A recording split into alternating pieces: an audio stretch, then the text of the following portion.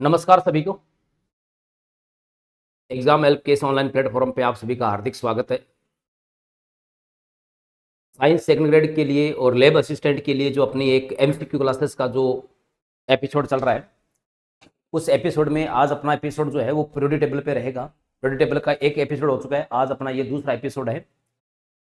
कुछ बच्चों की बार बार इंक्वायरी आ रही है कि सर क्वेश्चन कुछ बढ़ा दो, थोड़ा क्लास का टाइम बढ़ा दो। तो ऐसा है कि आपको एग्जाम से पहले पहले हम आपको पूरा सिलेबस आपका करवा देंगे। एमसीक्यू हम उतना ही क्लासेस को रखते हैं, एक क्वालिटी पूर्ण क्लासेस रखते हैं ताकि बच्चा उसको आराम से समझ सके और उसके कंसेप्ट क्लियर कर रखे। तो आप बिल्कुल बेफिक्र रहिए, आपको पूरा यहाँ एमसीक्यू करवाए जाएंगे और एक अच्छे कंटेंट के साथ करवाए जाएंगे। बायोलॉजी की एमसीक्यू बुक भी अपनी लॉन्च हो चुकी है और उसकी भी क्लासेस थोड़े दिनों में बायोलॉजी की भी अपन चालू कर देंगे। केमिस्ट्री की अपनी चल रही है जिसमें एक टॉपिक अपना हो गया है और दूसरा टॉपिक अपना चल रहा है जिसका नाम है अपना पीरियोडिक टेबल है। अपन अपनी बात स्टार्ट करते हैं। अपन ये केमिस्ट्री की बुक है जिसका अपन जो है वीडियो सॉल्यूशन ले रहे हैं, ये वाले जो लगभग 2500 प्रश्नों का एक संकलन है और आरपीसी की विभिन्न भर्तियों में पूछे गए प्रश्नों का संकलन है और उसी के अकॉर्डिंग उनकी व्याख्या भी हमने यहाँ पे कर रखी है। ये बुक अपने आप में एक रिवीजन बुक भी है। अगर आप शॉर्ट टाइम में पूरी केमिस्ट्री को रिवाइज करना चाहते हैं तो इस बुक से बेहतर आपके पास में कोई मटेरियल नहीं हो सकता है। इसमें लगभग 42 परीक्षाओं के 2500 प्रश्नों का जो है व्याख्या सहित संकलन किया हुआ है और एनसीईआरटी को व्याख्या के रूप में ही एडजस्ट किया हुआ है। तो आप इस बुक को पढ़ें, उसके क्वेश्चन करें, उसके साथ उसकी व्याख्या करेंगे तो आपको बिल्कुल कंसेप्ट क्लियर हो जाएंगे। आज का अपना जो क्वेश्चन 26 नंबर क्वेश्चन है, क्योंकि 25 तक अपन जो है एपिसोड नंबर 1 में ले चुके थे। अब 26 से अपन बात स्टार्ट करते हैं कि किसी इलेक्ट्रॉन हेतु परिरक्षण प्रभाव अधिकतम होगा। किस इलेक्ट्रॉन के लिए स्कैटरिंग इफेक्ट जो है सबसे अधिक होगा। देखो परिरक्षण प्रभाव क्या होता है कि एलिमेंट्स में जब अपन इलेक्ट्रॉनिक विन्यास रखते हैं तो क्रोडी इलेक्ट्रॉन की स्थिति जो होती है वो नाभिक और संयोजी कोश के बीच में आ जाती है। कौन से इलेक्ट्रॉन की भी, ये ना यहाँ पे नाभिक है और उसके बीच में क्रोड इलेक्ट्रॉन होते हैं और बाहर सबसे बाहर जो है ये यहाँ पे संयोजी इलेक्ट्रॉन होते हैं, तो इनके बीच में आ जाती है। तो क्रोडीय इलेक्ट्रॉन की स्थिति इनके बीच में आ जाने के कारण ये जो बाहर संयोजी इलेक्ट्रॉन है इस पर जो नाभिक का अट्रैक्शन फोर्स जितना होना चाहिए उससे क्या हो जाता है, कम हो जाता है। ठीक है, और कम हो जाना ही क्या कहलाता है, परिरक्षण प्रभाव कहलाता है। किसकी वजह से आता है बीच में, ये बीच में आते हैं क्रोड इलेक्ट्रॉन। क्रोड इलेक्ट्रॉन जानते हो क्या होते हैं, पूर्ण भरे हुए जो कक्षक के इलेक्ट्रॉन होते हैं उनको क्रोड इलेक्ट्रॉन कहते हैं। तो ये नाभिक और इसके बीच में आने से इस इलेक्ट्रॉन पर नाभिक का जो है अट्रैक्शन फोर्स, जिसको अपन प्रभावी नाभिक आवेश कहते हैं, वो कम हो जाता है और इस स्थिति को स्कैटरिंग इफेक्ट या परिरक्षण प्रभाव कहते हैं। ठीक है, और परिरक्षण प्रभाव का क्रम क्या होता है, परिरक्षण प्रभाव कक्षक के इलेक्ट्रॉन घनत्व पर निर्भर करता है ना। हमें पता है कि एस में इलेक्ट्रॉन घनत्व सबसे ज्यादा होता है, उससे कम पी में, उससे कम डी में, इससे कम क्या होता है एफ में, क्योंकि इनका साइज बढ़ता जाता है। ठीक है, तो इसमें इलेक्ट्रॉन घनत्व सबसे ज्यादा है इसलिए इसकी स्कैटरिंग इफेक्ट है यानी कि परिरक्षण प्रभाव इसके लिए क्या होगा, सबसे अधिक होगा। तो यहां सबसे अधिक किसके लिए हो जाएगा, 1 नंबर के लिए हो जाएगा, इसलिए इसका आंसर हो जाएगा 1 नंबर। ठीक है, दूसरी बात आप इसको भेदन क्षमता के क्रम से भी याद रख सकते हैं। दूसरी बात है कि परिरक्षण प्रभाव, अगर बात करें कि जो परिरक्षण प्रभाव है वो वर्ग और आवर्त में कैसे चेंज होता है, तो आपको पता है कि परिरक्षण प्रभाव की अगर अपन चर्चा करें तो आवर्त के अनुदिश, अगर एक आवर्त के अनुदिश अपन लेफ्ट टू राइट जाए तो हमें पता है कि जो एटॉमिक रेडियस है वो डिक्रीज होती है, इसलिए स्कैटरिंग इफेक्ट भी क्या होता है, डिक्रीज होता है। एक वर्ग के अनुदिश टॉप टू बॉटम जाए तो हमें पता है कि एटॉमिक रेडियस क्या होती है, इंक्रीज होती है, इसलिए स्कैटरिंग इफेक्ट भी क्या होता है, इंक्रीज होता है। कुल मिला के अपन ये कह सकते हैं कि जो परिरक्षण प्रभाव होता है वो परमाणु आकार के समानुपाती होता है। तो ये इसकी पीरियोडिसिटी होगी। ठीक है, और ये जो इसकी है अपनी बात चर्चा कर ली, परिरक्षण प्रभाव क्या होता है और सबसे अधिक किसके लिए होता है, एस कक्षक के लिए होता है, क्योंकि इसमें इलेक्ट्रॉन घनत्व सबसे ज्यादा होता है। क्वेश्चन नंबर 27 नंबर जो क्वेश्चन है वो जालक ऊर्जा पे क्वेश्चन है। किसकी जालक ऊर्जा सर्वाधिक होगी, तो हमने बात की थी कि जो जालक ऊर्जा होती है, किसी भी जालक ऊर्जा क्या होती है कि 1 मोल क्रिस्टल के निर्माण में उत्सर्जित ऊर्जा उसकी लैटिस एनर्जी या जालक ऊर्जा कहलाती है। ठीक है, अब जो जालक ऊर्जा है वो डिपेंड किस पे करती है, वो डिपेंड करती है धनायन और ऋणायन के आकार पे निर्भर करती है। ठीक है, धनायन और ऋणायन का आकार जो है इस पर क्या करती है, निर्भर करती है। तो अगर यहां पर देखें तो यहां धनायन है लिथियम प्लस और ऋणायन है एफ माइनस, यहां धनायन है Na प्लस और ये Cl माइनस, ये है Na प्लस और I माइनस और ये है Rb प्लस और Cl माइनस। ठीक है, अब अगर इनमें ध्यान में से देखें तो इसमें ये धनायन सबसे छोटा है और ये ऋणायन सबसे छोटा है। तो यहां धनायन और ऋणायन दोनों बहुत छोटे होने के कारण इनकी ये जो आयनिक त्रिज्या होगी बहुत ही क्या होगी, कम होगी। अगर इनकी आयनिक त्रिज्या कम होगी तो इनकी लैटिस एनर्जी क्या होगी, ज्यादा होगी। तो यहां इन चारों ऑप्शन में देखें तो सबसे छोटा धनायन ये है और सबसे छोटा ऋणायन इनमें से ये है। तो सबसे छोटा और सबसे छोटा ऋणायन, सबसे छोटा धनायन और छोटा ऋणायन। तो आपको पता है कि दोनों का आकार लगभग समान होने के कारण इन दोनों की जो प्रबलता होगी, दोनों के बीच का जो आकर्षण बल होगा वो क्या होगा, बहुत ज्यादा होगा। इसलिए दोनों मजबूती से जुड़ेंगे और मजबूती से जुड़ेंगे तो इनकी लैटिस एनर्जी, जालक ऊर्जा उतनी क्या होगी, ज्यादा होगी। और जालक ऊर्जा ज्यादा होगी तो इनका स्थायित्व भी क्या होगा, ज्यादा होगा, क्योंकि स्थायित्व भी, जालक ऊर्जा स्थायित्व को भी प्रभावित करती है, इसलिए स्थायित्व भी समानुपाती होता है लैटिस एनर्जी यानी कि जालक ऊर्जा के समानुपाती होता है। ठीक है, तो आप सीधा जालक ऊर्जा के कंसेप्ट को इससे निकाल सकते हो। तो यहां अगर चारों ऑप्शन में देखें आप, तो यहां सबसे छोटा धनायन और सबसे छोटा ऋणायन कौन सा है, क्योंकि अगर ये वैल्यू छोटी होगी ना तो ये वैल्यू अपने आप क्या होगी, बड़ी होगी, एक दूसरे के विपरीत पाती है। तो हमारा आंसर कौन सा हो जाएगा, 1 नंबर आंसर हो जाएगा। ये सेट 2014 में आया हुआ प्रश्न है। नेक्स्ट क्वेश्चन है, तत्वों का समूह जो दीर्घ आवर्त सारणी के अनुसार सही नहीं है। दीर्घ आवर्त सारणी जिसको अपन आधुनिक आवर्त सारणी भी कहते हैं, मॉडर्न पीरियोडिक टेबल भी कहते हैं। और आपको पता है कि मॉडर्न पीरियोडिक टेबल जो है ये परमाणु क्रमांक पर आधारित है और परमाणु क्रमांक पर आधारित है। इसका प्रतिपादन किसने किया था, इसका प्रतिपादन किया था वैज्ञानिक हेनरी मोजले ने किया था। ठीक है, इन्होंने क्या किया था, इन्होंने जो है एक्स किरण की आवर्ती, ठीक है, और जेड के बीच में क्या किया था, ग्राफ खींचा था।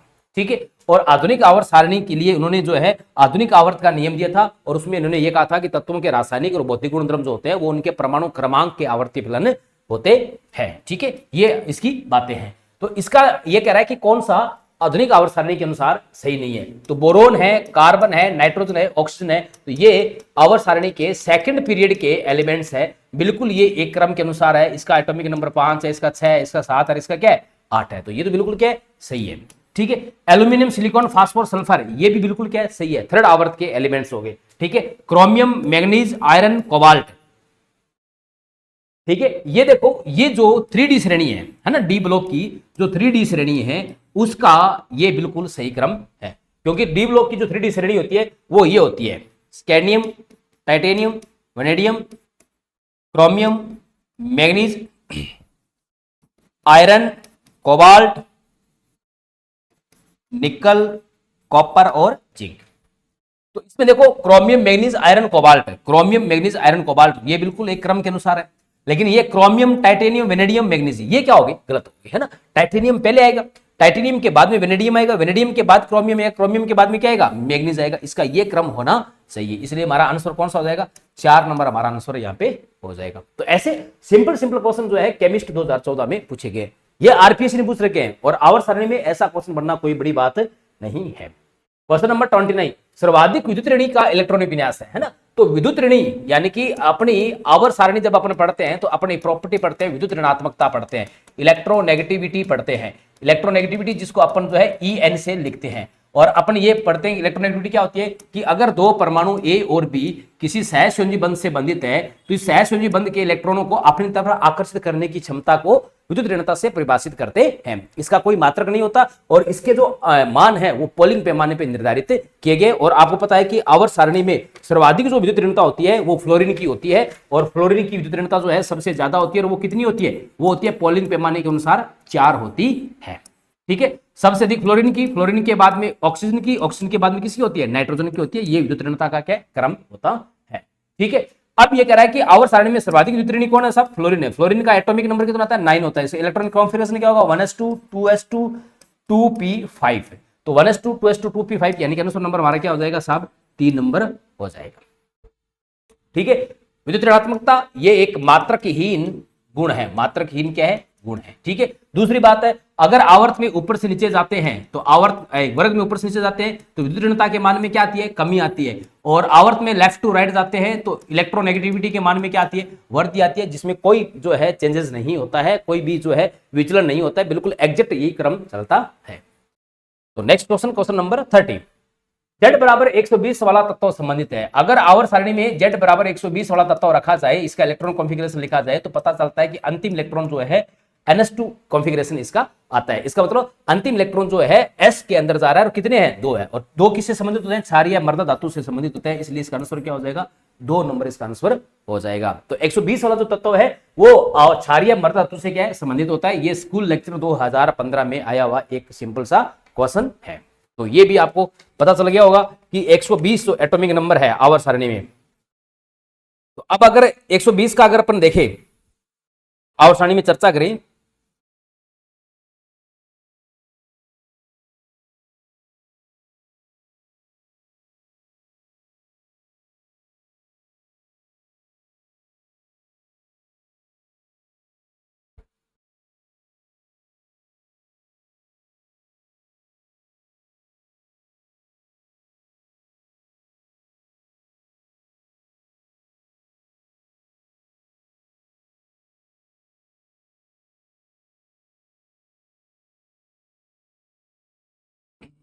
ठीक है।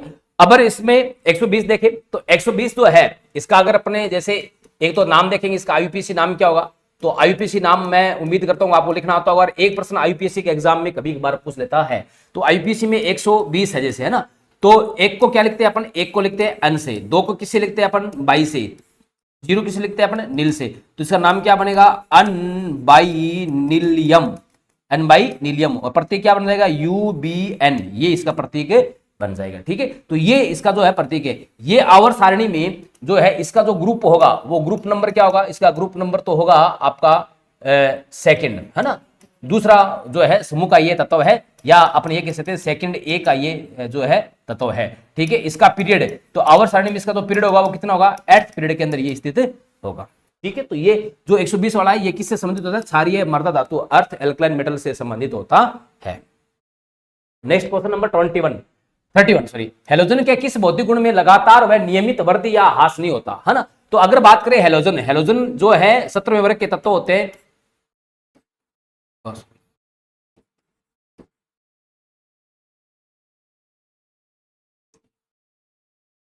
भाई ये ठीक है, अगर ऊपर से नीचे जाएं तो बात करें सबसे पहले एटॉमिक रेडियस इंक्रीज होती है, इनकी इलेक्ट्रोनेगेटिविटी डिक्रीज होती है। ठीक है, तो आयन एटॉमिक रेडियस में, ठीक है, अगर बात करें आयनिक त्रिज्या की बात करें तो उसमें बिल्कुल वृद्धि होगी, इसमें लगातार और नियमित ह्रास होता है।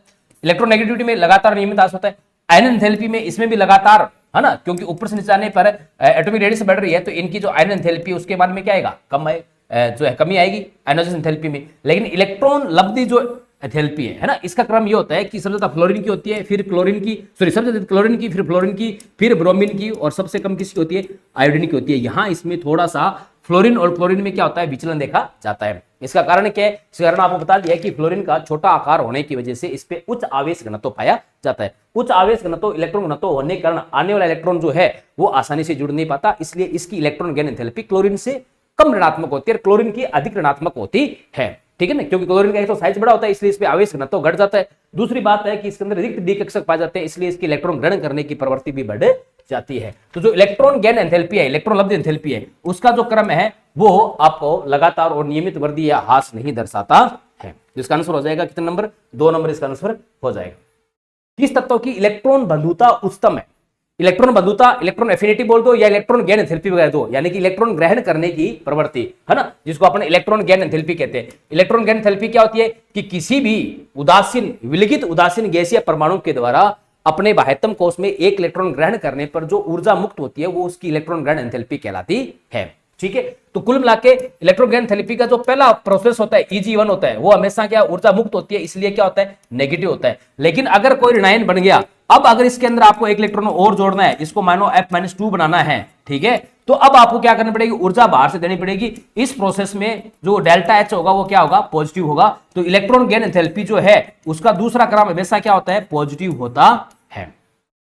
ठीक है, इसके मात्रक वही होते हैं जो ऊर्जा के मात्रक होते हैं। तो ये कह रहा है कि किसकी इलेक्ट्रॉन बंधुता उच्चतम है, तो वो अधिकतम उच्चतम इलेक्ट्रॉन बंधुता किसकी है, क्लोरीन की है, क्योंकि क्लोरीन की इलेक्ट्रॉन गेन एंथैल्पी फ्लोरीन से ज्यादा होती है, फिर ब्रोमीन की, और फिर किसकी होती है, आयोडीन की। और सेम वही कंसेप्ट कि क्लोरीन की ज्यादा क्यों होती है, क्लोरीन का साइज बड़ा होने के कारण इस पर आवेश घनत्व कम होता है, इलेक्ट्रॉन घनत्व कम होता है, इसलिए आसानी से आने वाला इलेक्ट्रॉन जुड़ जाता है। दूसरी बात, इसमें रिक्त डी कक्षक पाए जाते हैं जो आसानी से यहाँ पे अटैच हो जाते हैं, इसलिए इसका आंसर क्या हो जाएगा, 2 नंबर हो जाएगा।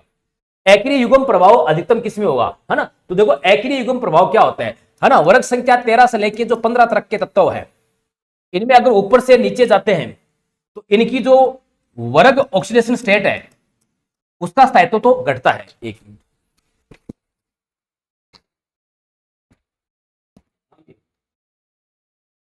हाँ,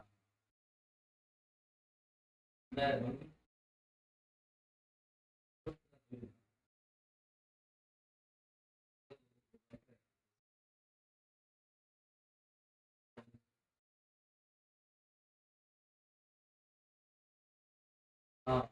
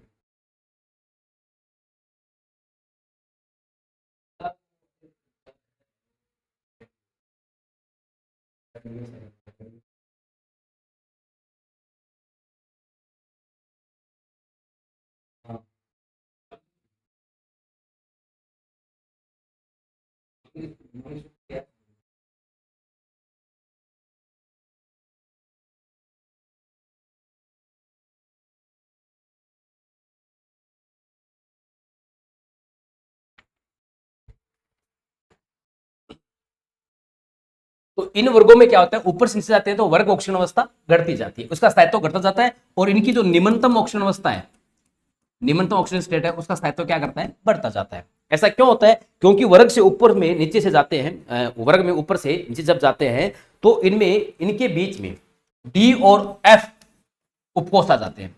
और डी और एफ उपकोष का आपको पता है कि इनका दुर्बल परिरक्षण प्रभाव होता है। दुर्बल परिरक्षण प्रभाव होने से जो बाह्यतम NH2 इलेक्ट्रॉन है ना, जो जिसकी अपन चर्चा की थी, इन इलेक्ट्रॉन पर नाभिक का जो जेड इफेक्टिव है वो बढ़ जाता है, और बढ़ जाने से इनके इलेक्ट्रॉन त्यागने की क्षमता घट जाती है। इसलिए कहते हैं कि इनकी निम्नतम ऑक्सीजन अवस्था का स्थायित्व बढ़ता है और वर्ग ऑक्सीजन अवस्था का स्थायित्व क्या करता है, घटता है। इस घटना को कहते हैं एक्रिय युग्म प्रभाव कहते हैं। और ये जो एक्रिय युग्म प्रभाव है, ये वर्ग में ऊपर से नीचे जाने पर, वर्ग में ऊपर से नीचे जाने पर जो इनर्ट पेयर इफेक्ट जो है, ये इनर्ट पेयर इफेक्ट क्या करता है साहब, ये बढ़ता है। ठीक है, इसलिए इनमें सबसे अधिक जो इनर्ट पेयर इफेक्ट होगा वो किसमें होगा, बिस्मिथ में होगा। इसलिए इसका आंसर का नंबर क्या होगा, 4 होगा। दोबारा समझ लो, इनर्ट पेयर इफेक्ट क्या होता है कि वर्ग संख्या 13, 14 और 15 के अंदर वर्ग में ऊपर से नीचे जाते हैं तो इनमें बीच में डी और एफ उपकोष के इलेक्ट्रॉन आने से बाह्यतम जो NH2 इलेक्ट्रॉन है उन पर जेड इफेक्टिव बढ़ जाता है, क्योंकि इनका दुर्बल परिरक्षण प्रभाव होता है। ठीक है, और इस वजह से इनके इलेक्ट्रॉन त्यागने की क्षमता घट जाती है। इस वजह से इन तत्वों की जो ऑक्सीजन अवस्था है, जो वर्ग ऑक्सीजन अवस्था है ना, जैसे वर्ग संख्या 13 के लिए +3 होगी, 14 के लिए +4 होगी और इसके लिए +5 होगी, उसका जो है वर्ग ऑक्सीजन अवस्था, इसका स्थायित्व तो क्या करता है, घटता है। और निम्नतम ऑक्सीजन अवस्था, उसका स्थायित्व क्या करता है, बढ़ता है। इसलिए इनके जो नीचे के जो तत्व है उनके जो यौगिक मिलते हैं वो निम्नतम ऑक्सीजन अवस्था में ज्यादा मिलते हैं और ऊपर वाले में वर्ग ऑक्सीजन अवस्था में ज्यादा मिलते हैं। इस घटना को एक्रिय युग्म प्रभाव कहते हैं, और यह प्रभाव क्या करता है, वर्ग के अनुदिश से बढ़ता है। इसलिए इसका आंसर क्या हो जाएगा, 4 नंबर आंसर हो जाएगा। ट्रांसयूरेनिक तत्व है, ट्रांसयूरेनिक तत्व कौन सा है, ऐसा तत्व जो यूरेनियम के बाद में आते हैं आवर्त सारणी के अंदर, वो कौन से तत्व कहलाते हैं, ट्रांसयूरेनिक तत्व कहलाते हैं। तो अगर इनमें देखें तो नेपच्यूनियम यूरेनियम से पहले आता है, एक्टिनियम यूरेनियम से पहले आता है, थोरियम पहले आता है, लेकिन प्रोमीथियम जो है, प्रेसिडियम जो है, ये क्या आता है, यूरेनियम के बाद में आता है। इसलिए इसका आंसर क्या हो जाएगा, 2 नंबर इसका आंसर हो जाएगा। ठीक है।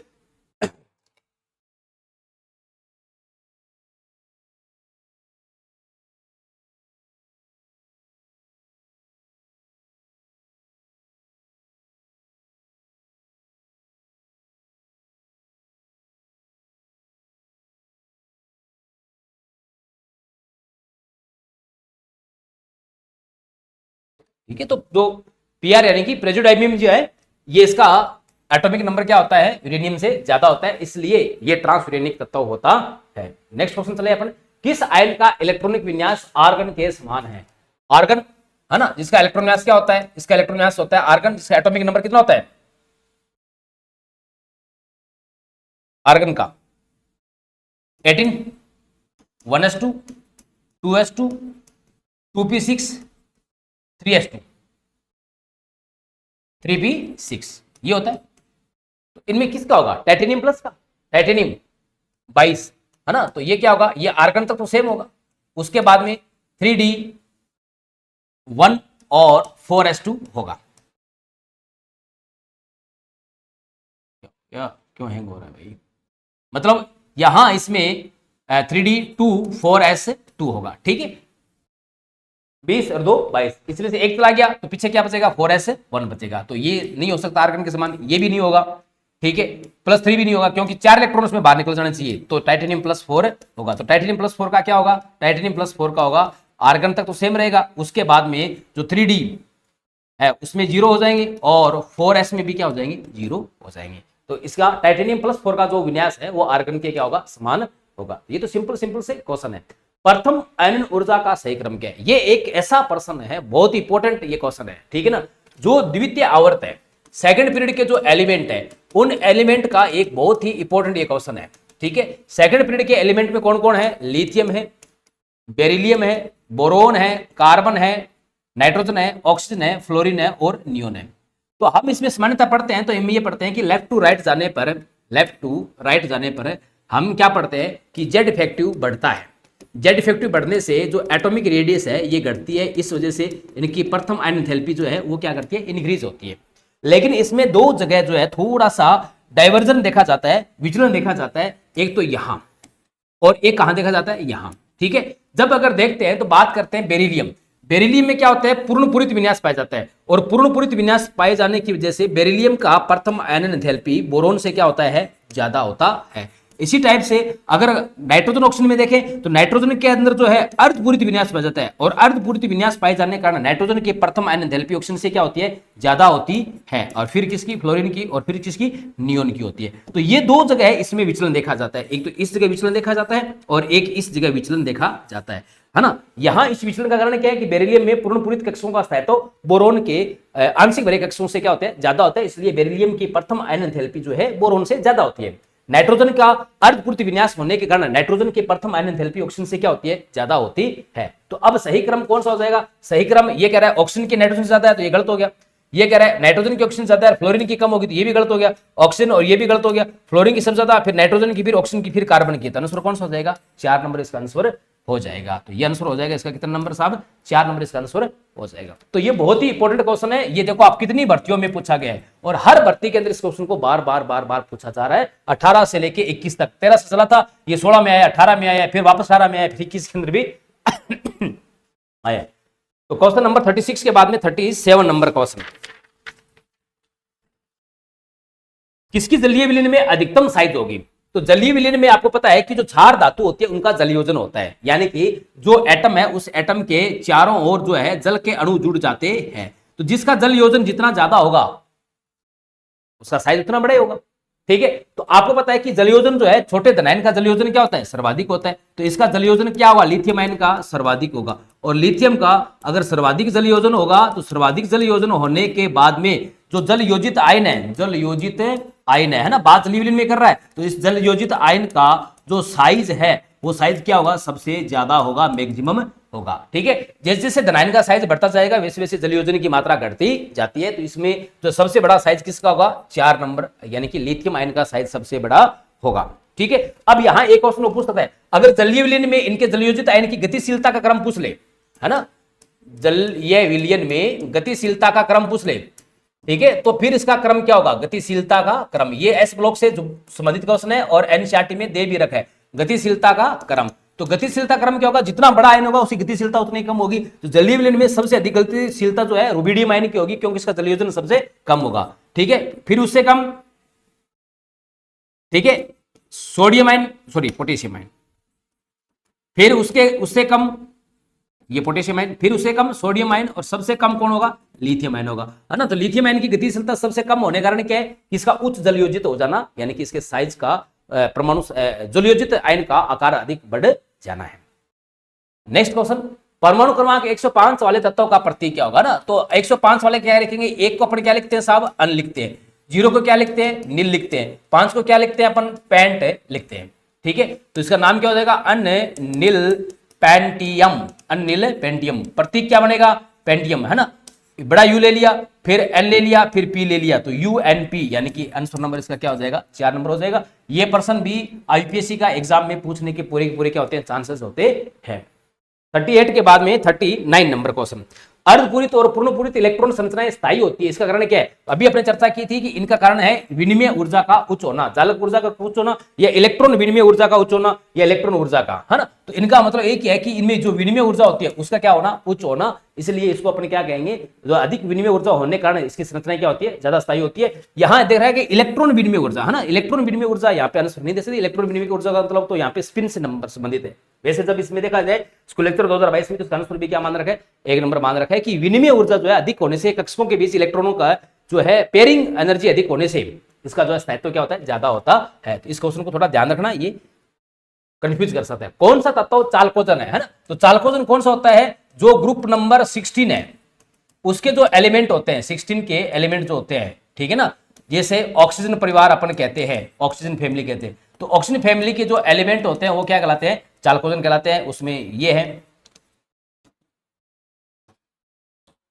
ठीक है। तो आंसर कौन सा हो जाएगा इसमें, 3 नंबर इसका आंसर हो जाएगा, ठीक है। बाकी जो है ये हेलोजन से संबंधित है, ये डी ब्लॉक से संबंधित है, टाइटेनियम ये भी डी ब्लॉक से संबंधित है, तो ये चालकोजन की श्रेणी में नहीं आती, ये सॉरी आपके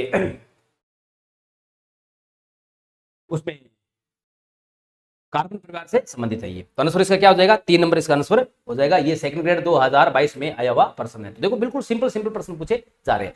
आकार का सही क्रम कौन सा है, तो यहां अगर ध्यान से देखें तो यहां अपने को इनमें देखें तो ये अपने को सोडियम प्लस आयन दे रखा है जिसमें 10 इलेक्ट्रॉन है, एल्यूमिनियम दे रखा है जिसमें 13 इलेक्ट्रॉन है, F- दे रखा है जिसमें 10 इलेक्ट्रॉन है, और ये दे रखा है जिसमें 10 इलेक्ट्रॉन है। तो अगर स्थिति देखें तो एल्यूमिनियम जो है, एल्यूमिनियम आपको पता है कि बोरॉन फैमिली के अंतर्गत आता है, ठीक है। और मैग्नीशियम प्लस 2, तो मैग्नीशियम प्लस 2 का आकार अगर देखें तो मैग्नीशियम इसमें जो है यहां आता है, ठीक है। अब इसमें देखो, इसमें एल्यूमिनियम बिल्कुल इसी फॉर्म में दे रखा है, कोई एल्यूमिनियम पे चार्ज नहीं दे रखा था, ठीक है। इसके अलावा और कौन दे रखा है अपने को, और दे रखा है अपने को सोडियम, ठीक है।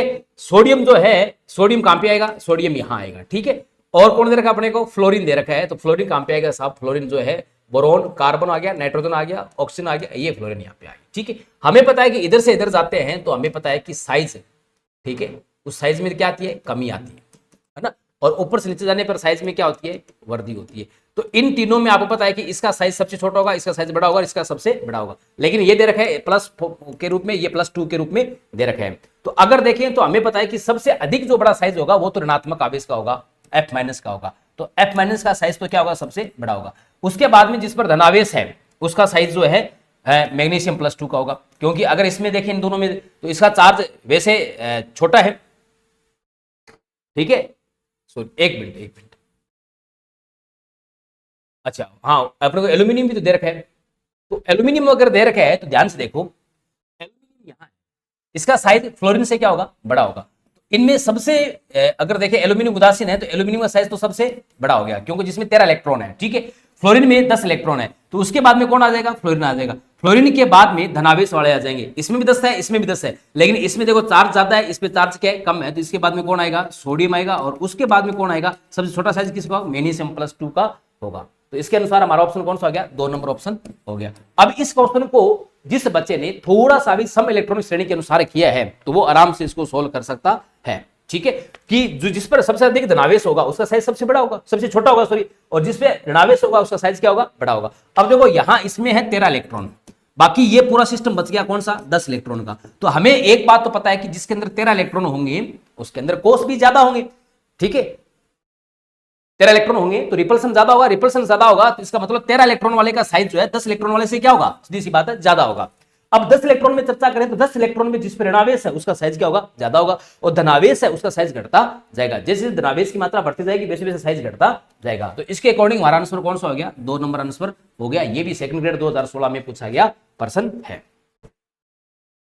क्वेश्चन नंबर 42, किसी परमाणु के दो क्रमिक आयनन विभव के मान में वृद्धि निम्न में से किस में वृद्धि कारण होती है ना। तो अपन कहते हैं कि जब तत्वों के आयनन विभव लिखते हैं अपन, जैसे प्रथम आयनन विभव लिखा तो हमें पता है कि द्वितीय आयनन विभव जो होता है वो प्रथम आयनन विभव से ज्यादा होता है और तीसरा तो और ज्यादा होता है। ऐसा क्यों होता है कि जैसे जैसे इलेक्ट्रॉन निष्कासन बढ़ता है, इलेक्ट्रॉन का उत्सर्जन जो है बढ़ता है, वैसे वैसे क्या होता है, इलेक्ट्रॉन का निष्कासन बढ़ने के साथ साथ में आपको पता है कि जेड इफेक्टिव भी बढ़ जाता है और जेड इफेक्टिव बढ़ने से जो आयोनिक रेडियस है वो घटती है और आयोनिक रेडियस घटने से आयन एंथैल्पी के मान में क्या होती है, इंक्रीजिंग होती है।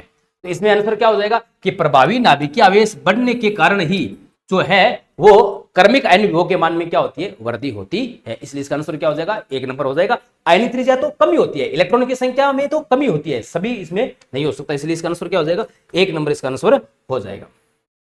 क्वेश्चन नंबर 43, ये इलेक्ट्रॉन एफिनिटी का घटता क्रम है ना। तो अगर हेलोजन फैमिली की बात करें तो हम इलेक्ट्रॉन एफिनिटी या इलेक्ट्रॉन गेन एंथैल्पी की बात करें है ना, ये हेलोजन फैमिली है। तो अगर इसके लिए मैं इलेक्ट्रॉन एफिनिटी, ठीक है, यानी कि इलेक्ट्रॉन बंधुता या इलेक्ट्रॉन गेन एंथैल्पी की चर्चा करूं तो इसका क्रम क्या होता है, इसमें सबसे ज्यादा क्लोरीन की होती है, सर्वाधिक ऋणात्मक होती है, फिर फ्लोरीन की, फिर ब्रोमीन की होती है, फिर किसकी होती है, आयोडीन की होती है। क्लोरीन की फ्लोरीन से अधिक ऋणात्मक होती है, उसका कारण भी आपको मैंने बार बार बता दिया है। तो इसका क्रम कौन सा हो जाएगा, इसका क्रम हो जाएगा 2 नंबर, इसका क्रम हो जाएगा। ये भी स्कूल लेक्चर 2013 में पूछा गया प्रश्न है। तो बार बार आरपीएससी देखो एक ही क्वेश्चन पे बार बार ध्यान दे रही है ना। फ्लोरीन की क्लोरीन से कम होने कारण क्या है कि फ्लोरीन का साइज छोटा होता है और फ्लोरीन का साइज छोटा होने से इस पर जो है इलेक्ट्रॉन घनत्व ज्यादा होता है, ठीक है, 2 तो 4 ज्यादा बना दिए,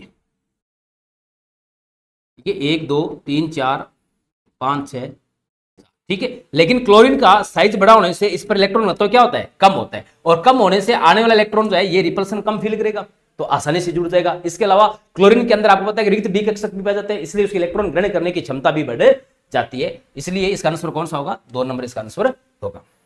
क्वेश्चन नंबर 44, किसके लिए प्रथम आयन एंथैल्पी न्यूनतम है, प्रथम आयन एंथैल्पी किसके लिए सबसे कम है ना। तो ये बहुत इंपॉर्टेंट क्रम है, ठीक है। प्रथम आयन एंथैल्पी की बात करें तो अगर बोरॉन फैमिली देखें, बोरॉन फैमिली में अगर ये जो एलिमेंट्स है इनकी अगर आयन एंथैल्पी देखे जाए एनसीईआरटी के अकॉर्डिंग, इनकी प्रथम आयन एंथैल्पी अगर देखी जाए, कौन सी देखी जाए, इनकी प्रथम आयन एंथैल्पी की चर्चा करें तो बोरोन की जो प्रथम आयन एंथैल्पी होती है वो 801, ठीक है, किलो जूल प्रति मोल होती है, क्योंकि साइज बहुत इसका छोटा होता है। एल्यूमिनियम की होती है, एल की होती है 577 और जीए की होती है 579 और आईएन की होती है 558 और टीएल की होती है 589, ठीक है। अब ये सारी किसमें, किलो जूल प्रति मोल में है। ये एनसीईआरटी के डाटा है, सीधा इनको अच्छी तरह याद करना, यहां से प्रश्न पक्का पूछा जाता है। ये कह रहा है किसके लिए प्रथम आयन एंथैल्पी न्यूनतम है, सबसे कम किसकी है, सबसे कम ये देखो इसकी है, सॉरी आयन यानी कि इंडियम की है, सबसे कम इसकी की तो है ना। सबसे अधिक किसकी होगी प्रथम, अगर इनके लिए क्रम लिखे आयन एंथैल्पी का तो सबसे अधिक किसकी होगी, बोरॉन यानी कि बी की होगी। बी के बाद में कौन आएगा, टीएल 589, फिर उसके बाद में कौन आएगा, जी ए यानी कि गैलियम, फिर उसके बाद में कौन आएगा, एल्यूमिनियम और सबसे कम कौन होगी साहब, इंडियम की होगी। तो आंसर कौन सा हो जाएगा इसका, 3 नंबर आंसर हो जाएगा। ये क्रम भी बहुत इंपॉर्टेंट क्रम है, एग्जाम में पूछने लायक क्रम है, ये ए एल है, ए टी नहीं है, ठीक है, इस चीज का ध्यान अपने को रखना है। तो आंसर नंबर इसका क्या हो जाएगा, 3 नंबर इसका आंसर हो जाएगा। बहुत ही इंपॉर्टेंट ये प्रश्न है बोरॉन परिवार के लिए, प्रथम आयन एंथैल्पी का क्रम। फिर प्रथम आयन ऊर्जा का सही क्रम कौन सा है, वही सेम बात है। प्रथम आयन ऊर्जा का सही क्रम की बात करें तो सेकंड आवर्त के ये एलिमेंट्स है, सेकंड आवर्त में अपने ये लिखते हैं lithium, beryllium, boron, carbon, nitrogen, oxygen, fluorine और नियोन, है ना। लेकिन इसमें 2 जगह चेंजेस होता है, एक यहाँ पर चेंजेस होता है, एक यहाँ पे होता है। तो यहाँ लिथियम, लिथियम से ज्यादा होता है कौन, बोरॉन, बोरॉन से ज्यादा बेरिलियम होता है, एक तो चेंज ये मिल गया आपको। फिर कार्बन, कार्बन से ज्यादा ऑक्सीजन, ऑक्सीजन से ज्यादा कौन, नाइट्रोजन, नाइट्रोजन से ज्यादा कौन, फ्लोरीन, फ्लोरीन से ज्यादा कौन, नियोन होता है। एक क्रम आपको ये यहाँ पे मिल गया, ठीक है। तो अब इसमें देखें तो ये कह रहा है कि बोरोन की ज्यादा है, बोरोन की ज्यादा है, तो ये गलत हो गया। बेरिलियम की बोरोन ज्यादा है, नाइट्रोजन की ऑक्सीजन ज्यादा है, तो ये बिल्कुल सही बात है। इसलिए आंसर कौन सा हो जाएगा, 3 नंबर आंसर हो जाएगा। वही सेम बात है, इसका अर्धपूर्ति विन्यास होने से इसकी ऑक्सीजन से ज्यादा होती है, इसका पूर्ण पूर्ति विन्यास होने से इसका बोरोन से क्या होता है, प्रथम आयन एंथैल्पी ज्यादा होती है। इसलिए इसका आंसर कौन सा हो जाएगा, 3 नंबर इसका आंसर हो जाएगा। फिर है प्रथम आयन ऊर्जा का सही क्रम कौन सा है। तो प्रथम आयन ऊर्जा का सही क्रम पूछा है तो जैसे पहले बात करें सोडियम, ठीक है, एल्यूमिनियम, एल्यूमिनियम के बाद में मैग्नीशियम, मैग्नीशियम के बाद में सिलिकॉन। तो देखें तो ये 11, ये 13 नंबर, ये 12 नंबर, ये कौन सा है, 14 नंबर है। ये क्रम दे रखा है, बिल्कुल सही है, ये दे रखा है। अब देखो तो ये एक ही आवर्त के, थर्ड आवर्त के तत्व है, इधर से इधर जाएंगे तो एटॉमिक रेडियस क्या करती है, घटती है, इसलिए इसकी प्रथम एंथैल्पी क्या करेगी, बढ़ेगी। लेकिन ध्यान से देखिएगा कि जो मैग्नीशियम है ना, उसकी प्रथम एंथैल्पी एल्यूमिनियम से ज्यादा है। इसका कारण क्या है, मैग्नीशियम के अंदर जो है फुल फील्ड ऑर्बिटल्स पाए जाते हैं, है ना, लास्ट में S2 फुल फील्ड होते हैं, एल्यूमिनियम में अर्धपूरित होते हैं, इसलिए मैग्नीशियम की प्रथम एंथैल्पी एल्यूमिनियम से क्या होती है, ज्यादा होती है, इसलिए ये क्रम क्या हो गया, सही हो गया। ये कह रहा है सोडियम की मैग्नीशियम से ज्यादा है, गलत बात है, मैग्नीशियम की सोडियम से ज्यादा होगी। एक तो इसमें पूर्ण पूरित कक्षक है, दूसरी बात है मैग्नीशियम का साइज सोडियम से छोटा है, तो ऐसा नहीं हो सकता। एल्यूमिनियम की सिलिकॉन से ज्यादा है, तो एल्यूमिनियम से सिलिकॉन की ज्यादा कैसे होगी, सिलिकॉन का साइज क्या है, छोटा है एल्यूमिनियम से, तो सिलिकॉन के एल्यूमिनियम से क्या होना चाहिए, ज्यादा होना चाहिए। हमारा आंसर कौन सा हो जाएगा, एक नंबर आंसर हो जाएगा। ये केमिस्ट 2014 में पूछा गया प्रश्न है। फिर है उष्मा शोषी प्रक्रम कौन सा है, यानी कि ऐसा कौन सा प्रोसेस है जिसमें हमें एनर्जी बाहर से देनी पड़ेगी, सिस्टम को एनर्जी चाहिए। तो अगर फ्लोरीन जो है, ये अगर उदासीन विलगित गैसीय परमाणु फ्लोरीन एक इलेक्ट्रॉन ग्रहण करके F- बनाता है, तो इस समय इसकी जो इलेक्ट्रॉन गैन एंथैल्पी होती है ना, वो कैसी होती है, नेगेटिव होती है, यानी कि ये एक्सोथर्मिक प्रोसेस होता है।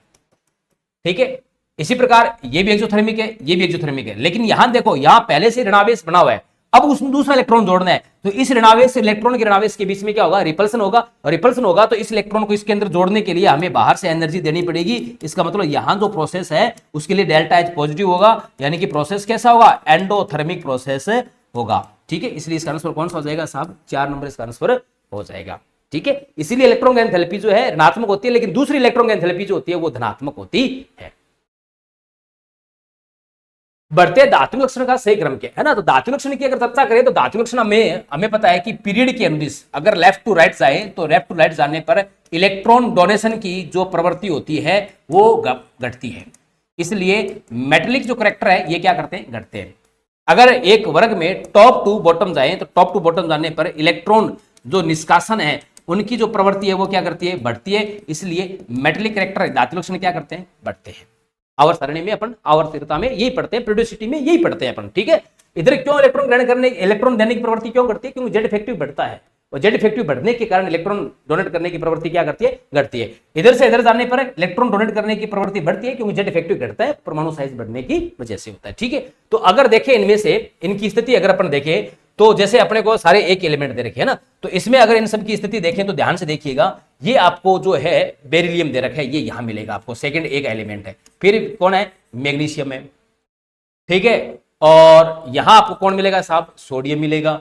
और कौन दे रखा है आपको, सिलिकॉन फास्फोरस दे रखा है, तो सोडियम मैग्नीशियम ये एल्यूमिनियम हो गया, ये आपका सिलिकॉन हो गया, ये आपका क्या हो गया, फास्फोरस हो गया। तो हमारे पास एलिमेंट कौन कौन से हैं साहब, हमारे पास ये एलिमेंट है, ये एलिमेंट है, ये वाले, ये वाले और ये वाले एलिमेंट है। ठीक है, एल्यूमिनियम इनमें अपने पास में नहीं है। तो अब बताओ इनमें सबसे अधिक मेटेलिक प्रॉपर्टी किसमें होगी, क्या सबसे अधिक सोडियम में होगी या बेरिलियम में होगी, है ना। तो हमें पता है कि वर्ग में ऊपर से नीचे जाने पर मेटेलिक प्रॉपर्टी में क्या होती है, वृद्धि होती है। तो सबसे ज्यादा किसकी होगी, सोडियम की होगी। सोडियम के बाद में कौन होगा, बी, यानी कि बेरिलियम। सोडियम के बाद में कौन होगा, मैग्नीशियम होगा, क्योंकि मैग्नीशियम में बेरिलियम से क्या होगी, ज्यादा होगी। ठीक है, और इसके बाद में बेरिलियम होगा, क्योंकि ऊपर से जाने पर मेटेलिक प्रॉपर्टी क्या करती है, बढ़ती है। तो बेरिलियम की मैग्नीशियम से क्या होगी, कम होगी। अब इधर जाएंगे तो फिर कौन आएगा, सिलिकॉन, और सबसे कम किस में होगी साहब, फास्फोरस में होगी। इसलिए हमारा आंसर कौन सा हो जाएगा, हमारा आंसर हो जाएगा एक नंबर आंसर हो जाएगा। तो ऐसे क्वेश्चंस आप जरूर प्रैक्टिस रखें, एग्जाम में पूछे जा सकते हैं। क्वेश्चन नंबर 49, किसकी इलेक्ट्रॉन लब्धि एंथैल्पी अधिकतम ऋणात्मक होती है ना। सबसे अधिक ऋणात्मक तो किसकी होती है, क्लोरीन की होती है पूरे आवर्त सारणी के अंदर, इसलिए इसका आंसर कौन सा हो जाएगा, 3 नंबर इसका आंसर हो जाएगा। और सबसे कम ऋणात्मक किसकी होती है, वो फास्फोरस की होती है। ऐसा प्रश्न आगे आ जाएगा। सम इलेक्ट्रॉनिक आयन में न्यूनतम त्रिज्या, तो न्यूनतम त्रिज्या किसकी होगी साहब, न्यूनतम त्रिज्या अगर सम इलेक्ट्रॉनिक आयन रखे तो जिस पर धनावेश उच्चतम होगा, जिस पर पॉजिटिव चार्ज क्या होगा साहब, मैक्सिमम होगा। ठीक है ना, उसकी त्रिज्या सबसे क्या होगी, कम होगी। तो इसका आंसर क्या हो जाएगा साहब, 4 नंबर आंसर हो जाएगा। ठीक है, क्वेश्चन नंबर, पोलिंग पैमाने पर न्यूनतम ईएन इलेक्ट्रोनेगेटिविटी किसकी है। तो पोलिंग पैमाने पर अगर बात करें तो पोलिंग पैमाने पर जो अपने को एलिमेंट्स दे रखे हैं, जैसे सोडियम है, तो सोडियम की जो ईएन है,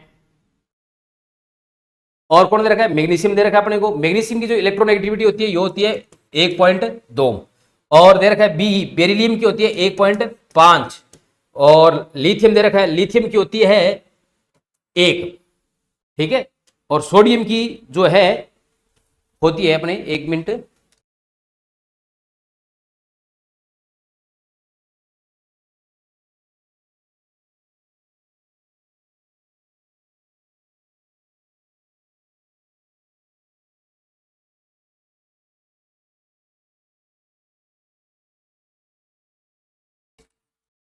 सोडियम की जो पोलिंग पैमाने पर होती है वो होती है लगभग 0.93 होती है। तो इनमें सबसे कम किसकी होगी? सोडियम की होगी, इसलिए इसका आंसर क्या हो जाएगा? 1 नंबर इसका आंसर हो जाएगा। तो पोलिंग पैमाने पर जो हमारी एनसीईआरटी में जो ईएन दे रखी है ना, उनके भी डाटा अपने को याद करने हैं, क्योंकि सेकंड ग्रेड 2022 में ऐसा प्रश्न पूछा गया है, ठीक। और इसको तो अपन चाहते तो वैसे भी निकाल सकते थे। कैसे निकाल सकते थे? जैसे ये सोडियम है, ये मैग्नीशियम है, ये यहाँ पे क्या है? बीई है, और ये यहाँ पे क्या है? लिथियम है। तो हमें पता है कि ऊपर से नीचे जाने पर ईएन के मान में क्या आती है? कमी आती है, और इधर से जाने पर ईएन के मान में क्या होती है? वृद्धि होती है। तो यानी कि इसकी ईएन सबसे ज्यादा, उससे कम इसकी और कम, और इससे इसकी क्या होगी? कम होगी। तो सबसे कम किसकी आएगी? इसमें से सोडियम की ही आएगी, इसलिए आंसर कौन सा हो जाएगा? 1 नंबर आंसर हो जाएगा। परमाणु त्रिज्या जिसका Z92 और एटॉमिक नंबर जो है 238 है, तो वो कौन सा होता है? यूरेनियम होता है, जिसका परमाणु क्रमांक इतना होता है। तो एलिमेंट कौन सा हो जाएगा? यूरेनियम हो जाएगा। आंसर नंबर इसका क्या हो जाएगा? 2 नंबर हो जाएगा। ये लैब असिस्टेंट 2018 और सेकंड ग्रेड 2018 दोनों में आया हुआ प्रश्न है। बिल्कुल सिंपल सा पप्पू सा प्रश्न जो है आया हुआ है। तो क्वेश्चन कैसा भी आ सकता है, कोई बड़ी बात नहीं है। कई बार अपन बहुत हाई लेवल की तैयारी कर जाते हैं, क्वेश्चन जो बिल्कुल सिंपल लेवल का आता है। द्वितीय आवर्त के तत्व है तो प्रथम आयन एंथैल्पी के मानों का सही क्रम कौन सा है? ये तो सेम क्वेश्चन आ गया है ना। प्रथम आयन एंथैल्पी के लिए तो बेरिलियम की बोरोन से ज्यादा होगी, लिथियम की सबसे कम, फिर बोरोन की, फिर बेरिलियम की, फिर कार्बन की। तो हमारा आंसर कौन सा हो जाएगा? 1 नंबर आंसर ही हो जाएगा। ये सेकंड ग्रेड संस्कृत एजुकेशन 2018 में पूछा गया एक सिंपल सा क्वेश्चन है। इसकी न्यूनतम ऋणात्मक इलेक्ट्रॉन लब्धि एंथैल्पी होती है ना, अधिकतम ऋणात्मक क्लोरीन की होती है, सबसे कम ऋणात्मक किसकी होती है? सबसे कम ऋणात्मक होती है फॉस्फोरस की होती है। तो ये ध्यान रखना है अपने को, सर्वाधिक ऋणात्मक इलेक्ट्रॉन है ना, ठीक है। The maximum negative electron gain enthalpy किसकी होती है साहब? क्लोरीन की होती है, ठीक है। Minimum negative electron gain enthalpy किसकी होती है साहब? वो होती है फॉस्फोरस की होती है, ठीक है। और आपको पूछे कि एक आवर्त में सर्वाधिक इलेक्ट्रॉन बंधुता किसकी होती है? हेलोजन की होती है। और आवर्त सारणी में सर्वाधिक इलेक्ट्रॉन बंधुता किसकी है? क्लोरीन की है। और एक्रिय गैसों की इलेक्ट्रॉन बंधुता कितनी होती है? 0 होती है, क्योंकि उनमें पूर्ण पूर्ति विन्यास पाए जाते हैं। तो यहां पे आंसर कौन सा हो जाएगा? अपना फॉस्फोरस हो जाएगा। परमाणु आकार का सही क्रम कौन सा है? तो इसको अगर आवर्त सारणी के अंदर अनुसार देखें तो आवर्त सारणी के अनुसार ये कार्बन, ये नाइट्रोजन, ये ऑक्सीजन, ये फ्लोरीन, ठीक है। फिर सल्फर भी दे रखा है, तो ये सल्फर यहां आ जाएगा, और फास्फोरस ये आ जाएगा। तो इधर से इधर जाएंगे तो आपको पता है कि एटॉमिक रेडियस क्या करती है? डिक्रीज होती है। और इधर से इधर जाएंगे तो एटॉमिक रेडियस क्या होती है? इंक्रीज होती है। यानी कि ऊपर वाले की रेडियस कम होगी, नीचे वाले की क्या होगी? ज्यादा होगी। तो सीधी सी बात है कि अगर देखें तो सल्फर की ज्यादा होगी, सल्फर और फास्फोरस में से देखें तो फास्फोरस की ज्यादा होगी, सल्फर की कम होगी। क्यों? क्योंकि ये आवर्त के अनुदिश है। फास्फोरस से कम कौन हो गया? सल्फर हो गया। अब ऊपर जाएंगे है ना, तो अगर देखें तो नाइट्रोजन और कार्बन में से नाइट्रोजन की कम होगी, कार्बन की क्या होगी? ज्यादा होगी, ठीक है। ये आ जाएगा answer, nitrogen, carbon, sulphur, phosphorus, यानी कि आंसर नंबर इसका क्या हो जाएगा साहब? 1 नंबर इसका आंसर हो जाएगा। तो ये देखो बिल्कुल सिंपल सिंपल से क्वेश्चन एग्जाम में पूछे गए हैं। आधुनिक आवर्त सारणी में आवर्त क्या व्यक्त करता है? परमाणु क्रमांक को व्यक्त करता है, परमाणु द्रव्यमान को व्यक्त करता है, या मुख्य क्वांटम संख्या को व्यक्त करता है? जो आवर्त है वो वास्तव में प्रिंसिपल क्वांटम नंबर को रिप्रेजेंट करता है, कि अंतिम जो मुख्य क्वांटम संख्या है वो ही उसके आवर्त को निर्धारित करती है। ऐसा क्वेश्चन भी आगे आएगा, वहां पर चर्चा करेंगे भी कैसे एक तत्व का इलेक्ट्रॉन विन्यास दिया हो तो उसके आवर्त की संख्या, वर्ग की संख्या कैसे निकल जाती है, उस पर भी अपनी चर्चा रहेगी। तो वास्तव में जो आवर्त होता है वो मुख्य क्वांटम संख्या को रिप्रेजेंट करता है। उच्चतम इलेक्ट्रॉन लब्धि ऊर्जा वाला तत्व है, तो उच्चतम इलेक्ट्रॉन लब्धि किसकी होती है साहब? इनमें से क्लोरीन की होती है। तो आंसर कौन सा हो जाएगा इसका? सी नंबर इसका आंसर हो जाएगा 57 का, सॉरी 2 नंबर आंसर हो जाएगा। 58 विद्युत ऋणात्मकता का सही क्रम कौन सा है? तो हमें पता है कि अगर इलेक्ट्रोनेगेटिविटी की बात करें तो इलेक्ट्रोनेगेटिविटी में अगर लेफ्ट टू राइट जाए तो लेफ्ट टू राइट जाने पर इलेक्ट्रॉन नेगेटिविटी क्या करती है? बढ़ती है। और टॉप टू बॉटम जाने पर इलेक्ट्रोनेगेटिविटी क्या करती है साहब? घटती है। तो अगर ये एलिमेंट देखें तो साहब देखो ये हाइड्रोजन यहां है, ठीक है। फिर बात करें तो बात करते हैं तो ये यहां पे नाइट्रोजन आ जाएगा आपका, फिर ऑक्सीजन आ जाएगा, फिर क्लोरीन आ जाएगा, फिर ये क्लोरीन यहां पे आ जाएगा, फिर यहां पे आपके क्या आ जाएगा? सल्फर आ जाएगा। तो अगर इनमें देखें तो सबसे अधिक इलेक्ट्रोनेगेटिविटी किसकी होगी? फ्लोरीन की होगी। तो सबसे अधिक फ्लोरीन के बाद में किसकी होगी? ऑक्सीजन की। ऑक्सीजन के बाद में किसकी होगी? नाइट्रोजन की होगी, ठीक है। फ्लोरीन के बाद ऑक्सीजन, ऑक्सीजन के बाद, अच्छा नाइट्रोजन यहाँ पे है, दे नहीं रखा, तो फ्लोरीन, फ्लोरीन के बाद में ऑक्सीजन हो गया, ऑक्सीजन के बाद में कौन आ जाएगी, क्लोरीन आ जाएगी, फिर कौन आ जाएगा, सल्फर आ जाएगा, सबसे कौन हो जाएगा, हाइड्रोजन हो जाएगा। इसके अकॉर्डिंग आंसर कौन सा हो जाएगा हमारा, 4 नंबर हमारा आंसर हो जाएगा 58 का। तो देखो ऐसे ऑप्शन के अकॉर्डिंग भी अपने क्वेश्चंस क्या कर सकते हैं, इनको हल कर सकते हैं। फिर है प्रथम एंथैल्पी का सही क्रम कौन सा है। देखो सेकंड आवर्त कितनी बार क्वेश्चन आ रहा है, आप मतलब आपको आइडिया लग जाना चाहिए कि वास्तव में इंपॉर्टेंट इसमें से क्या है। तो सेकंड आवर्त का ये हुआ गया कि बेरिलियम की बोरोन से ज्यादा होगी और नाइट्रोजन की ऑक्सीजन से ज्यादा होगी, तो आंसर कौन सा हो गया, 1 नंबर आंसर इसी का हो गया। वही सेम क्रम है, इसको बार बार जो है रिपीट करके एक्सप्लेन करके टाइम वेस्ट करने की कोई आवश्यकता नहीं है। 60 नंबर आयनन ऊर्जा का सही आरोही क्रम कौन सा है, जो साइंटिस्ट 2019 में आया हुआ है, वही सेम क्वेश्चन वापस आ गया। नाइट्रोजन की आपको पता है कि बेरिलियम की बोरॉन से ज्यादा होगा, नाइट्रोजन की कार्बन से ज्यादा होगी, इसलिए इसका आंसर कौन सा हो जाएगा, 2 नंबर इसका आंसर हो जाएगा। तो एक ही आवर्त के तत्व है जिनको बार बार जो है पूछा जा रहा है क्वेश्चन। बाह्यतम इलेक्ट्रॉन विन्यास 4d4 5s1 वाले तत्व का आवर्त सारणी में आवर्त और वर्ग क्या है, ये अच्छा क्वेश्चन आ गया। इसकी व्याख्या भी हमने बुक के अंदर अच्छी तरह दे रखी है कि अगर आपको इलेक्ट्रॉनिक विन्यास दे रखा हो, जैसे आपको इलेक्ट्रॉनिक दे रखा है 4d4 और 5s1 दे रखा है, तो अगर आपको इससे पता करना हो कि इसकी आवर्त संख्या क्या होगी, इसकी ब्लॉक संख्या क्या होगी और इसकी जो ब्लॉक कौन सा होगा, और दूसरी बात है कि इसकी वर्ग संख्या क्या होगी। तो आवर्त संख्या जो होती है ना, आवर्त होती है बाह्यतम कोश की संख्या, number of outermost cell, number of outermost cell. तो इसमें आउटरमोस्ट सेल कौन सा है, 5 नंबर है, इसलिए इसका पीरियड कौन सा हो जाएगा, 5 नंबर हो जाएगा। ठीक है, ब्लॉक आउटरमोस्ट इलेक्ट्रॉन जो है, सबसे अंतिम इलेक्ट्रॉन जो है वो किसके अंदर जा रहा है, अंतिम इलेक्ट्रॉन जो है वो किस में जा रहा है, डी के अंदर जा रहा है, इसका डी ब्लॉक हो गया। ठीक है, फिर क्या कह रहा है ये, अपने को वर्ग की पहचान करनी है। तो वर्ग में अपन देखेंगे कैसा इलेक्ट्रॉनिक विन्यास अपने को दे रखा है। तो अगर इसको ध्यान से देखा जाए तो जो इसका इलेक्ट्रॉनिक विन्यास है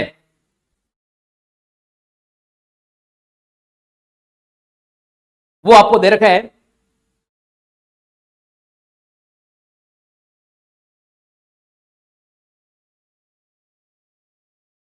n-1 d 1 से लेके 10 तक है और ns 0 से लेके 2 तक, ये दे रखा है ना।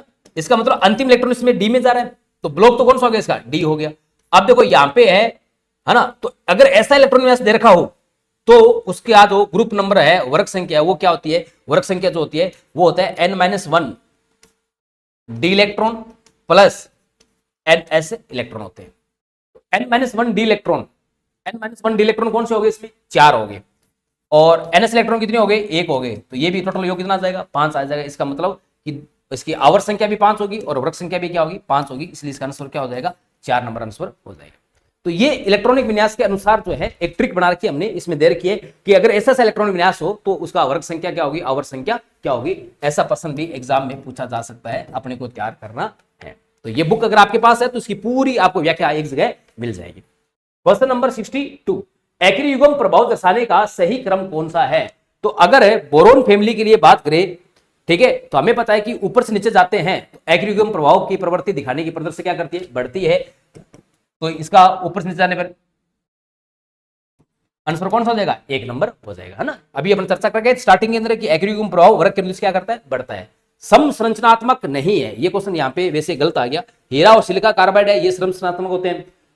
B3N4 और ग्रेफाइट है, ये अकार्बनिक बेंजीन है, और ये ग्रेफाइट है, ये भी समसंरचनात्मक होते हैं। बोराजिन और बेंजीन ये समसंरचनात्मक जो है, बिल्कुल हाँ, बोराजिन और बेंजीन समसंरचनात्मक होते हैं, बिल्कुल। डाइबोरेन और हाइड्रोजन ये समसंरचनात्मक नहीं होती, इसलिए इसका आंसर क्या हो जाएगा, 4 नंबर आंसर इसका हो जाएगा। ठीक है, हीरा और ग्रेफाइट दोनों जो है ये क्या है, सिलिकॉन कार्बाइड है, ये sp3 संकृत और नेटवर्क ठोस के क्या एग्जांपल है। B3N4 और ग्रेफाइट ये बिल्कुल संरचना क्या रखते हैं, सेम रखते हैं। बोराजिन जिसको अकार्बनिक बेंजीन कहते हैं और बेंजीन, इनकी स्ट्रक्चर भी लगभग क्या होती है, सेम होती है। लेकिन डाइबोरेन B2S6 और हाइड्रोजन जो होती है NH2NH2 इनकी संरचना सेम नहीं होती है। तो आंसर क्या हो जाएगा इसका, 4 नंबर आंसर हो जाएगा। क्वेश्चन नंबर 64, अति भारी तत्वों की ऑक्सीजन अवस्था के संदर्भ में असत्य कथन है। जो अति भारी तत्व होते हैं, वैसे ये प्रश्न तो डी या एफ ब्लॉक में आना चाहिए था, लेकिन इनको यहां दे दिया, पता नहीं कैसे। यूरेनियम +3 आसानी से यूरेनियम +4 में बदल जाता है, बिल्कुल सही बात है ना, कि अति भारी तत्वों में क्या होता है कि उसकी ऑक्सीजन अवस्था क्या होती है, स्थायी होती है, इसलिए यूरेनियम +3 जो है आसानी से यूरेनियम +4 में बदल करके स्थायी हो जाता है।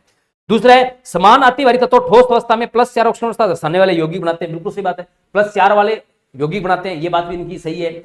ठीक है। नोबेलियम और आर्मेनियम प्लस 2 ऑक्सीजन अवस्था दर्शाते हैं, ये बात भी बिल्कुल सही है। एनसीईआरटी के अंदर देखिए नोबेलियम और आर्मेनियम जो है इनकी स्थायी ऑक्सीजन अवस्था कौन सी होती है, +2 होती है, तो ये बात भी सही है। परमाणु क्रमांक वर्दी के साथ अति भारी तत्वों में +3 ऑक्सीजन अवस्था का स्थायित्व कब होता जाता है, ये बात गलत है ना। परमाणु क्रमांक में वर्दी के साथ में +3 ऑक्सीजन अवस्था का स्थायित्व क्या करता है, बढ़ता जाता है। इसका आंसर क्या हो जाएगा, एस तक कौन सा हो गया, 4 नंबर हो गया। ये डी ब्लॉक के अंदर वापस क्वेश्चन आएगा, उसको अपन डी और एफ ब्लॉक के अंदर वापस आएगा, इसको वहां भी अच्छी तरह से अपन करेंगे।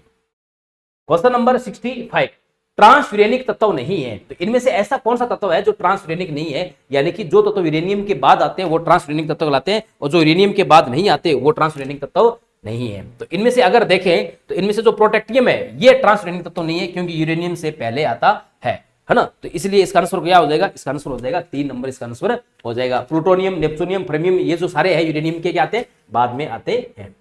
नेक्स्ट क्वेश्चन, अच्छा ये आज इतने ही 65 क्वेश्चन हैं जिनका अपन ने एक वीडियो सोल्यूशन ले लिया है। इसके अंदर लगभग जो है पीरियड टेबल में हमारे पास जो क्वेश्चन है वो है आपके 118।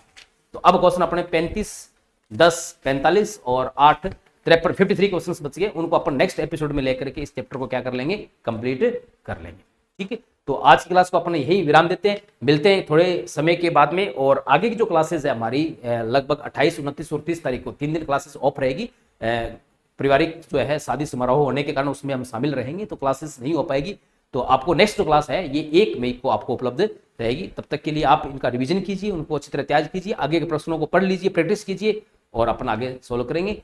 तो आज की इस एपिसोड को यही समाप्त करते हैं। Thank you. जय हिंद, जय भारत, जय राजस्थान।